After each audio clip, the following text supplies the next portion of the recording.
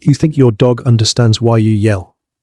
That when your voice gets louder, when your tone sharpens, when frustration leaks into your words, they somehow connect the dots, think they know what they did wrong. But what if I told you, in that exact moment, your dog is not learning anything at all? In fact, something much quieter, much deeper is happening inside them, something you cannot see. And once you notice it, you will not be able to unsee it again, because the damage does not look like what you think. And by the time most people realize it, it has already changed the way their dog feels about them. But we will come back to that. Because first, you need to understand why this happens in the first place. Most dog owners do not yell because they are cruel. They yell because they care, because they are tired, because they have repeated the same command 10 times and nothing changes. Stop barking. Get off the couch. Do not do that. And eventually, patience runs out. So the voice gets louder, sharper, more intense. And in that moment, it feels like control. Like finally, your dog will listen. And sometimes, they do. They freeze. They lower their head. They stop what they are doing. And to us, that looks like success. But here is what most people miss. That reaction is not understanding. It is something else entirely. Let us walk into a moment you have probably experienced. You come home after a long day. You open the door and immediately notice something's off. The room is too quiet. Then you see it. Your shoe, torn apart.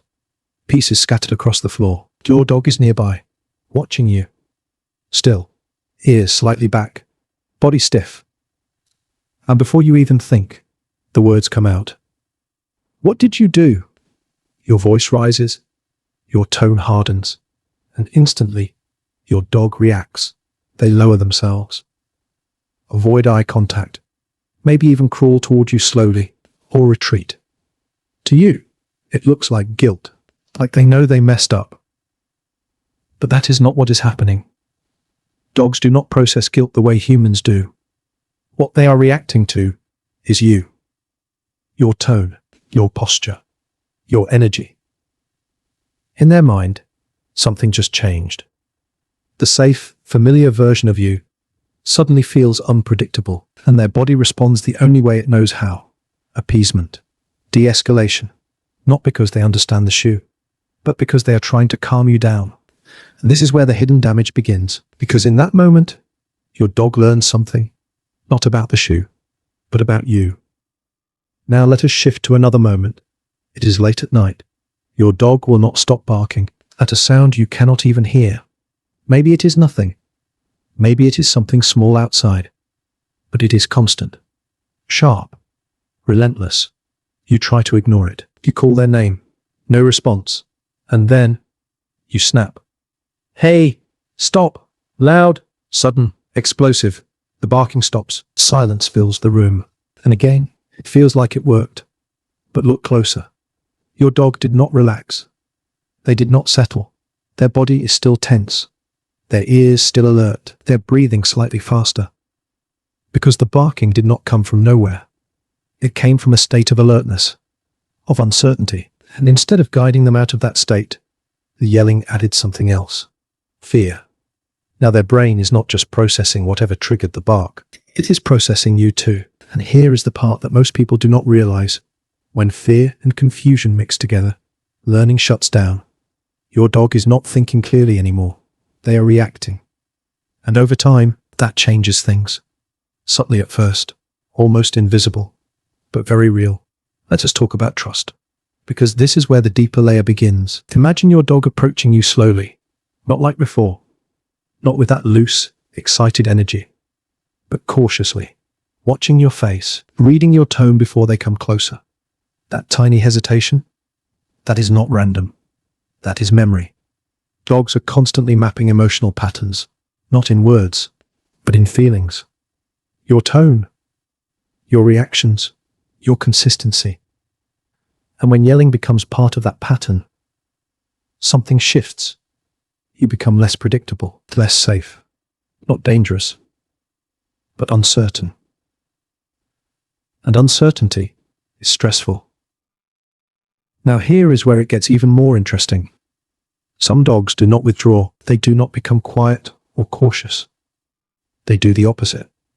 They become louder, more reactive, more difficult, and this confuses owners even more. Why is my dog getting worse? But here is what is actually happening. For some dogs, raised voices do not create fear. They create escalation. Energy meets energy. Tension meets tension. So instead of calming down, they match it. Barking turns into louder barking. Excitement turns into chaos, not because they are being stubborn, but because their nervous system is amplifying what it feels. And yelling feeds that loop. So now, the very thing meant to stop the behavior is fueling it. But we will come back to that pattern in a moment, because there is another layer most people never see. It happens in the quiet moments.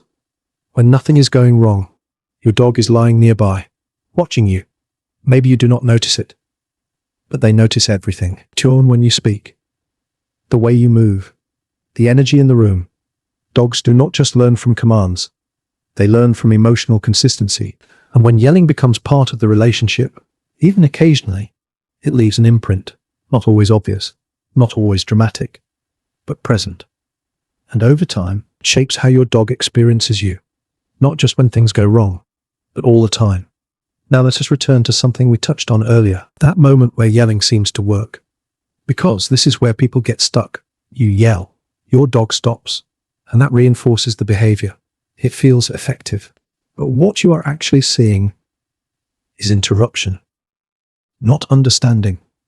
You are interrupting the behavior through intensity, but you are not teaching an alternative. And without an alternative, the behavior comes back, sometimes stronger, sometimes more confusing, because now your dog is caught between two things: the urge to act and the fear of your reaction. And that tension builds until it spills out somewhere else. Maybe in a different behavior, maybe at a different time, but it does not disappear. It shifts. And this is why some dogs develop what looks like random issues: sudden reactivity, unexpected anxiety, difficulty focusing. But here is what most people miss. These things are not random. They are patterns, built slowly, through repeated emotional experiences. Now, this does not mean you can never raise your voice. You are human. Moments happen. But the pattern matters more than the moment, because dogs do not need perfection. They need clarity, consistency, safety. And safety is not just physical. It is emotional. It is knowing that the person they rely on reacts in ways they can predict, ways they can understand. And here is the shift that changes everything. Instead of asking, "How do I stop my dog from doing this?" the question becomes, "What is my dog feeling right now?" Because behavior always comes from somewhere: excitement, fear, boredom, confusion. And when you address the feeling, the behavior changes naturally, without force, without fear, without damage. Let us go back to that barking at night. Instead of yelling, you pause, you listen, you look at your dog, their body, their ears, their tension. You speak calmly, move with intention, maybe redirect, maybe reassure. And slowly, the energy shifts. Not instantly, but genuinely. Because now, your dog is not just stopping, they are understanding. And more importantly, they are staying connected to you. That connection is everything, because at the end of the day, your dog is not trying to challenge you. They are trying to navigate a world they do not fully understand. And you are their guide, their reference point, their sense of safety. So when your voice becomes something they have to fear, even slightly, it changes how they experience that guidance. And once that changes, everything else follows. But here is the part that matters most. This is not permanent. Dogs are incredibly adaptable, incredibly forgiving. The moment you shift your approach, they feel it. The moment your tone softens, your energy steadies, your reactions become consistent.